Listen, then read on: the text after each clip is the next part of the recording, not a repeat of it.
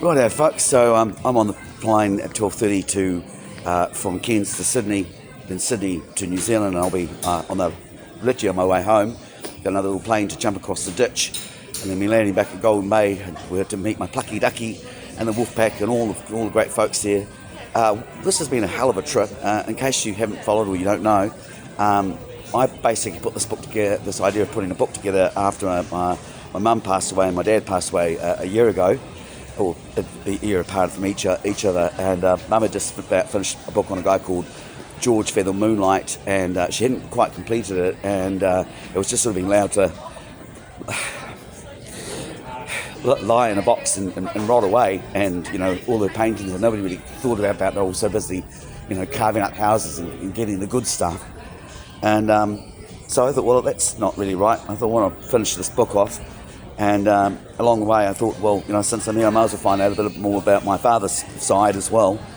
So we arrived here nearly August the 17th, and I've been to Melbourne, and along the way I've been sort of finding out other stuff relating to the work that I've actually been doing in terms of organised crime. And again, it's been quite interesting because a lot of that stuff links into my family as well. We were rather naughty in the old days. That's an understatement. So we went from there to Melbourne to Ballarat, and we found all about the role of the Southern Star, Southern Cross, in the symbolism of our flag and what it means for Westminster and the democracy system, and of course the gold mining. And didn't necessarily find out anything specific about George Moonlight, but found out a lot about, being able to smell what the smells were like and feel the temperatures and get a real kind of 5D interpretation of a lot of stuff that Mum put on in her book. Is quite cool, so I'm hoping that breathes a bit of life into her material, and I'm sort of writing this collaboration. So the idea is that she's got her book left alone one part, and then I'm sort of bringing forward to say, well, this is where we are now, and these are some of the other bits that we'll kind of will add to it. I figured if I did it any other way, Mum would ghost would be haunting me. So that was really cool. We went actually back from there to Melbourne, did a little bit more digging around just about the kind of way Parliament and power and structure, and really, I mean, as far as my family goes, a lot of that story is a story about not just coming from natural resources, but later on the opium trade. And today, when we fast forward and we look at things of the role of drug trade and money laundering, and these are all again sort of the strong history of the fight between democracy and those who want to centralise the power and wealth.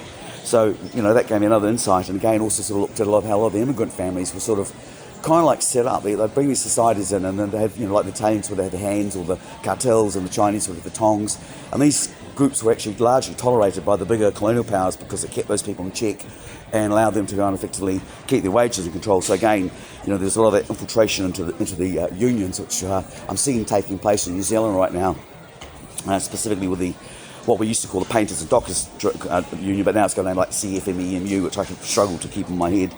So from there we went up to Cairns, and again that sort of took me into cane country, where I really opened up what was going on with those Italian cartel families, and the intertwining that again into things like the Vietnam War and the US intervention, which again links all the way back to World War II. Even involves very much people like Robert Muldoon, who worked in military intelligence and served with the Italians, and this is all part of this very complex history which would have repercussions for globalisation. And now I just better get a bit closer to my bags, because they don't really like it when you walk off and leave your bags unattended around here. So from Cairns, again, getting a chance to see a little bit more about the aquatic life and the natural marine and the ecology, thanks to Michaela at the aquarium. God, she was good, 20 years old, and she's like just like a marine Albert Einstein. And really, really honoured. I've met so many cool people on this trip. And on that note, I went up to, finally got to Cape York, which was a bit of a song and dance, but we got there. And so we got up there, and we met some really wonderful people. Michael Solomon and Tommy Savage. Tommy was my guide, took me all the way up to the Cape, and we had some really amazing conversations, and I learned so much about my own family from these guys. Their generosity was just outstanding, and also a little bit about the process of the injustices towards the First Nation people, but also their great generosity to, not really just point the finger, but look at it as upon like, they say in their words, miscommunication, which I think is, an understatement. So huge understatement, and they really came to look. The relationship between my family and the Aborigines was some parts of that society looking at Jardines. There were quite a few people when you said, "Oh, I'm Frank Jardines, great grandson." You weren't getting around Von Ryder for a cup of tea anytime soon, that's for sure, and with good reason. He was a bit of a bastard, a man of his time, but nevertheless a bit of a bastard. But these are people that came to be basically part of my family too, and that's how they looked upon people like the Jardines and the Vidgeons. People like Rod Morrison, who again is an amazing historian, has done such amazing work and has given me such an amazing, incredible stack of documents. Just, a really good way to start. I've got a lot of learning to do, but a good decent amount of homework given to me. And from there I went up to Thursday Island and Greenhorn Island, where again we met Liberty, and unfortunately didn't get to meet Vanessa, who's one of the historians up there. But again, we've got some cards and changed some material. So again, I've got some people over here now that can help me sort of dig into a little bit more about this. And we found a lot about the brutality of the goldfields of Palmer River and what was going on there. And again, the integration between, the multicultural, between you have the Chinese and the Aborigines, and then you have these Italian families, and then you have these Scottish-based families, and they all have their own little clans, and all have their own little private languages and ways of signaling to each other, which again, I think is something we've really kind of missed the boat on, understanding how much of place names were actually clues for the people that were coming next, For example, Mount Vidgeon I found, and Vidgeon, even where that was very pivotal to water, which again I've explained my history when you go back into the pre-Scotland period, which again is very much a mirroring image of what happened colonialisation in the southern hemisphere, but in the northern hemisphere.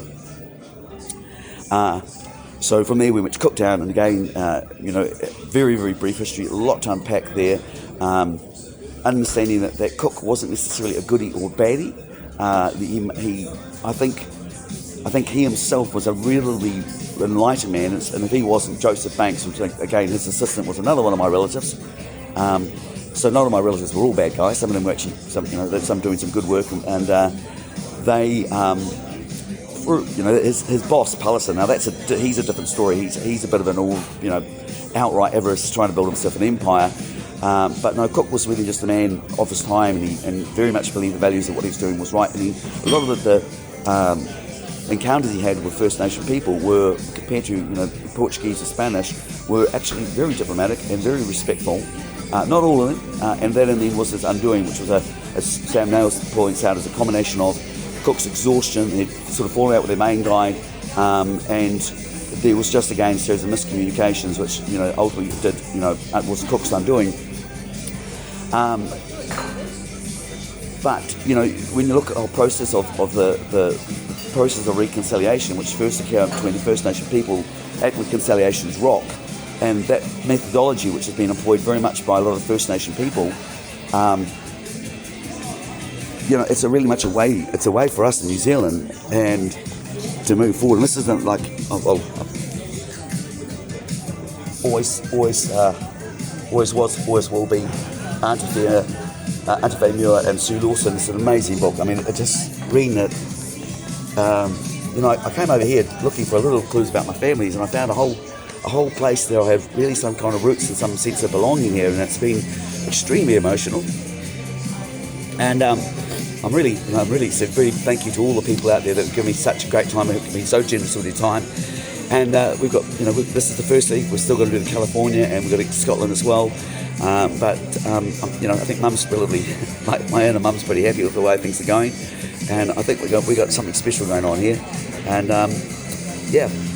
welcome to the Moonlight Diaries, a story of gold, guns, and bloody gods, and I guess also a little bit of truth and reconciliation.